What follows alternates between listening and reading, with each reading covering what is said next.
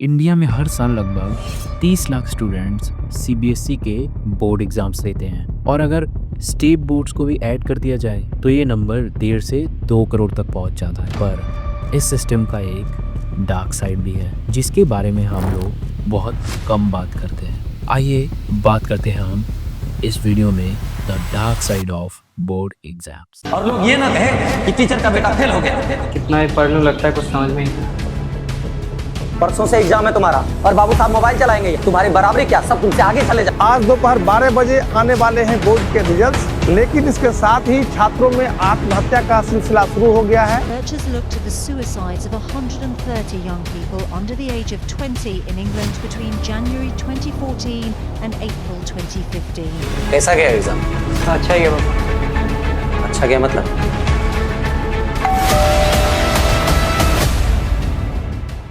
Hello friends, this is उदाफ and आप लोग देख रहे हैं अल्फा रिसर्च। इंडिया में मार्क्स का कल्चर इतना स्ट्रांग हो गया है कि 90% मार्क्स को तो सब नॉर्मल समझने लगे हैं। कुछ फैक्ट्स के हिसाब से तो सीबीएसई 2023 में क्लास 10th का ओवरऑल पास परसेंटेज 93.12% था एंड बात करें क्लास 12th की तो वो था 87.33%। हाई पास परसेंटेज का मतलब ये नहीं है कि प्रेशर कम है, इसका मतलब ये है कि कंपटीशन और भी ज़्यादा इंटेंस हो चुका है। दिल्ली यूनिवर्सिटीज़ जैसे कॉलेजेस में तो कट ऑफ जो है वो 99% तक जा चुका है। इन सब के अलावा अगर हम बात करें सबसे सीरियस टॉपिक की तो बोर्ड एग्जाम्स के प्रेशर की वजह से स्टूडेंट्स सुसाइड कर रहे हैं। नेशनल क्राइम रिकॉर्ड्स ब्यूरो 2022 के डेटा के हिसाब से इंडिया में 13,000 से भी ज़्यादा बच्चों ने सुसाइड किया है और रीज़न सिर्फ एक, board exams. On an average 35 students suicide कर रहे हैं पर डे के हिसाब से। कोटा जो कि कोचिंग कैपिटल माना जाता है, वहाँ 2023 में 20+ स्टूडेंट्स का सुसाइड केस रिपोर्ट हुआ है। क्वेश्चन ये है कि बोर्ड एग्जाम्स डायरेक्टली रिस्पॉन्सिबल है या फिर प्रेशर इकोसिस्टम। सुसाइड फैक्टर तो एक अलग बात हो गई, लेकिन सबसे बड़ा कारण एक और बनता है, फैमिली और सोसाइटी का प्रेशर। इंडिया में मार्क्स सिर्फ नंबर नहीं है, ये एक फैमिली रेपुटेशन का सवाल होता है। जैसे आपने तो ये सुना ही होगा, शर्मा जी का बेटा 90% लाया है और आपके सिर्फ 60%। इंडिया में ये कंपैरिजन कल्चर काफ़ी पहले से चला हुआ आ रहा है। मार्क्स को लेकर रिलेटिव्स अपने बच्चों को कंपेयर करते रहते हैं। सोशल मीडिया पर रिजल्ट्स पोस्ट होते हैं। सबसे फेमस शर्मा जी का बेटा सिंड्रोम।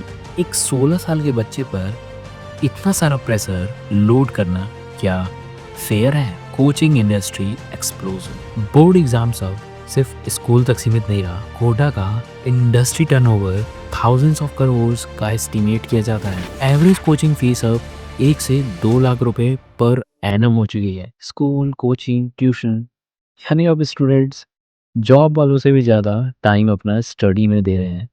लोग जॉब करते हैं 9 से 12 घंटे और अब स्टूडेंट्स जो हैं वो 9 से 12 घंटे स्कूल, कॉलेजेस और ट्यूशन में बिता रहे हैं। क्या ये एजुकेशन प्रोवाइड हो रहा है या फिर एक सर्वाइवल ट्रेनिंग दी जा रही है? इन सब चीज़ों को अगर हम एक साइड भी कर दें तो सबसे बड़ा एक कारण जो है बोर्ड एग्जाम्स के डार्क रियलिटी का, वो है paper leaks. Last few years में काफ़ी सारे पेपर लीक इंसिडेंट्स हुए हैं। जैसे आप ये देख सकते हैं 2018 में मैथ्स और इकोनॉमिक्स का ये पेपर लीक और काफ़ी सारे स्टेट्स में काफ़ी सारे सब्जेक्ट्स के पेपर लीक के इंसिडेंट्स 2022 से 24 के बीच में आप ये देख ही सकते हैं। डिजिटल इंडिया के एरा में भी क्वेश्चन पेपर्स व्हाट्सएप पर वायरल हो जाते हैं। क्या ये सिस्टम फेलियर नहीं है? एक टाइम था जब 75% डिस्टिंक्शन माना जाता था, आज 95% मार्क्स भी नॉर्मल लग देते हैं। आज की एक कट ऑफ पॉलिसी जो है वो काफ़ी ज़्यादा हाई हो चुकी है। पर रियल लाइफ में